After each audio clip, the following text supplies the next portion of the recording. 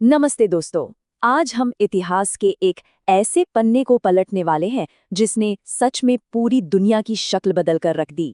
हम बात कर रहे हैं कक्षा 9 की इतिहास की किताब के अध्याय 1 की, यानी फ्रांसीसी क्रांति। और हाँ, इस दिलचस्प विश्लेषण में आगे बढ़ने से पहले एसएसटी बाय लोकेश चैनल को लाइक, सब्सक्राइब, शेयर और कमेंट करना बिल्कुल मत भूलिएगा। तो चलिए, बिना किसी देरी के शुरू करते हैं और देखते हैं कि कैसे कुछ ऐतिहासिक घटनाओं ने स्वतंत्रता और समानता जैसे विचारों को जन्म दिया। जरा इस पल की कल्पना कीजिए। 14 जुलाई 1789 की सुबह पेरिस की सड़कों पर लगभग 7,000 गुस्से से भरे हुए लोग, आदमी और औरतें, हथियारों की तलाश में बास्तील के किले पर टूट पड़ते हैं। ये महज एक इमारत पर हमला नहीं था दोस्तों, ये एक पूरी की पूरी व्यवस्था को हिला देने की शुरुआत थी। तो आज के हमारे इस सफर में हम इन 6 खास पड़ावों से गुजरेंगे। बास्तील का पतन, संकट में घिरा समाज, क्रांति की शुरुआत, फिर वो खौफनाक आतंक का राज, महिलाओं की भूमिका और आखिर में इस क्रांति की विरासत। चलिए, पहले हिस्से से शुरू करते हैं। बास्तील का पतन, जो इस पूरी क्रांति का पहला बड़ा कदम था। दूसरा पड़ाव, संकट में समाज। आखिर नौबत यहां तक पहुंची कैसे? जरा इस नंबर को देखिए, 2 अरब लीवरे। जब 1774 में 20 साल के लुई 16वें राजा बने तो खजाना पूरी तरह खाली था और राज्य पर ये 2 अरब का भारी कर्ज था। फिर अमेरिका की मदद करने के चक्कर में 10 अरब का कर्ज और चढ़ गया। हालत ये हो गई कि कर्ज देने वाले अब 10% का भारी ब्याज मांगने लगे। सरकार की तो मानिए कमर ही टूट गई थी। और मानो ये काफी नहीं था, एक और बड़ी समस्या खड़ी हो गई। फ्रांस की आबादी जो 1715 में 2.3 करोड़ थी, वो 1789 तक बढ़कर 2.8 करोड़ हो गई। अब लोग बढ़े तो खाने की मांग भी बढ़ी।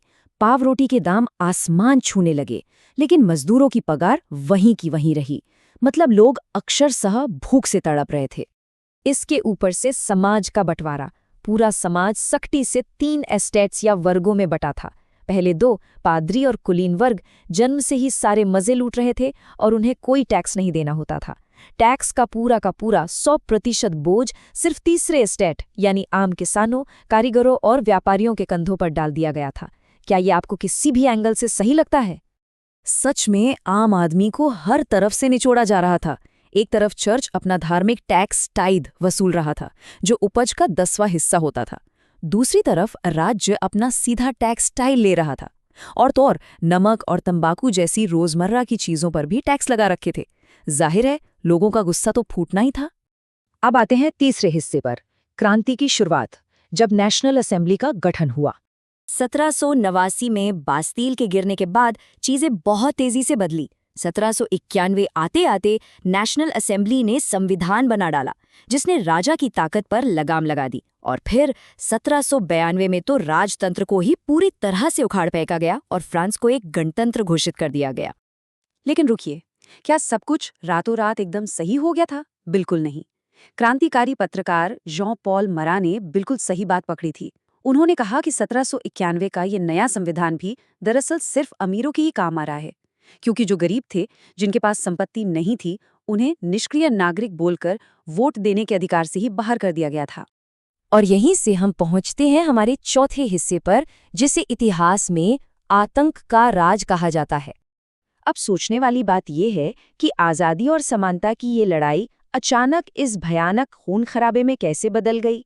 दरअसल 1793 से 1794 के बीच मैक्सिमिलियन रॉबेस्पियर और उसके जैकोबिन क्लब ने समानता के नाम पर इतनी क्रूर नीतियां अपनाई कि वो दौर सच में एक आतंक का राज बन गया।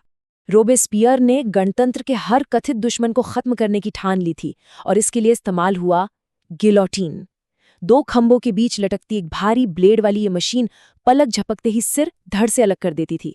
यहां तक कि खुद राजा लुई 16वें को भी इसी गिलोटीन पर चढ़ाकर सजाए मौत दी गई।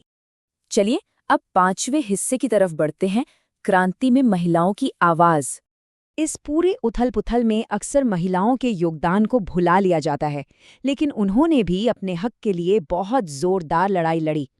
ओलिम्प दे गूंज जैसी निडर क्रांतिकारी महिलाओं ने कई राजनीतिक क्लब बनाए।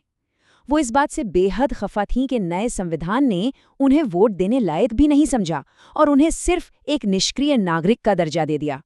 और इसी अन्याय से क्रोधित होकर ओलंप दे गूंज ने एक बेहद साहसिक कदम उठाया।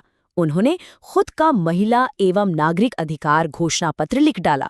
वो महिलाओं के लिए बुनियादी मानवाधिकार मांग रही थी, लेकिन अफसोस समानता की इस मुखर आवाज को भी दबा दिया गया। जैकोबिन सरकार ने उन पर राजद्रोह का मुकदमा चलाया और अंततः उन्हें भी गिलोटिन की भेंट चढ़ना पड़ा। बहुत ही दुखद है ना? फाइनली हम अपने आखिरी हिस्से पर आती हैं, इस क्रांति की विरासत।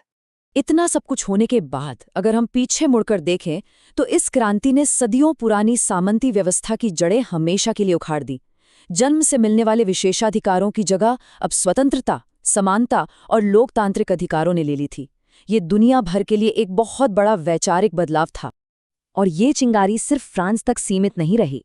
ये विचार जंगल की आग की तरह पूरे यूरोप और दुनिया भर में फैले।